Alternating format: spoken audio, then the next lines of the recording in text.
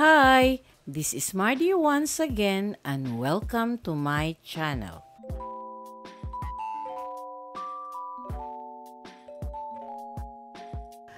Maria Cecilia Maricel Dador Soriano is a Filipino actress and television personality. Known for her intense acting style and versatility, she is known for playing dramatic and comedic leading roles in films and television series. She has received numerous accolades, including the 3 Asian Television Awards, 5 FAMAS Awards, 3 Luna Awards, 13 Box Office Entertainment Awards, and 10 Star Awards for television. If you are new to my YouTube channel, please don't forget to like, comment, and subscribe. At para updated kayo sa mga susunod kong videos, please click the bell notification below. At sana po, don't skip the ads and please watch until the end of my video. Si Maricel Soriano ay pinanganak sa Pasay City kina Linda Dador at Victor Soriano. Sa simula ay naninirahan sa Makati. Siya at ang kanyang kapatid na si Maria Victoria or Bik Bik ay nag-aral sa St. Mary's Academy of Pasay para sa grade school. Matapos lumipat sa Kamuning, Quezon City, ipinagpatuloy niya ang kanyang pag-aaral sa Trinity University of Asia, CEU High School at OB Montessori.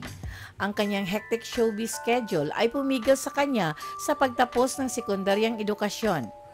Sa mga naunang panayam, binanggit ni Soriano na kung hindi dahil sa kanyang career sa entertainment industry, baka nagpursigi siya bilang stewardess o guro.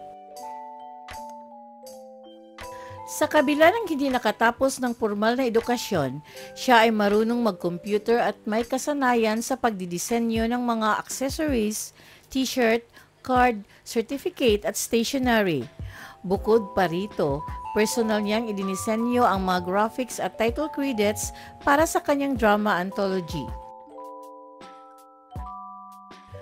Nagsimulang umarte si Soriano sa edad na 6 sa pelikulang My Heart Belongs to Daddy noong 1971, kasama sina Tercio Cruz III at kapwa child actress na si Snooki Serna.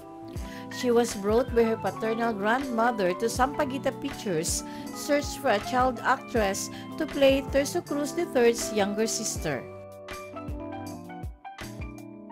Nakuha niya ang papel sa kanyang husay sa pagsayaw, pagkanta at pag-arte.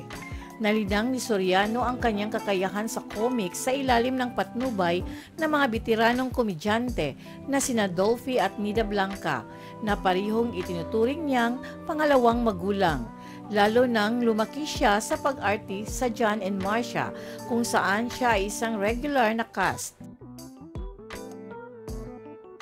Referred to as the Diamond Star for achieving both commercial and critical success, Soriano is frequently cited as one of the greatest actresses in Philippine cinema, noted for her characteristically frank, street-smart, and quick-witted style.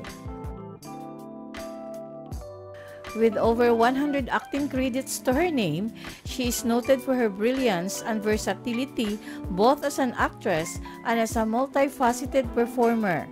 Maricel has been honored and recognized by various award-winning bodies for her work in film and television. She was married to Edo Manzano from 1989 to 1991 and maintains friendly relations with him.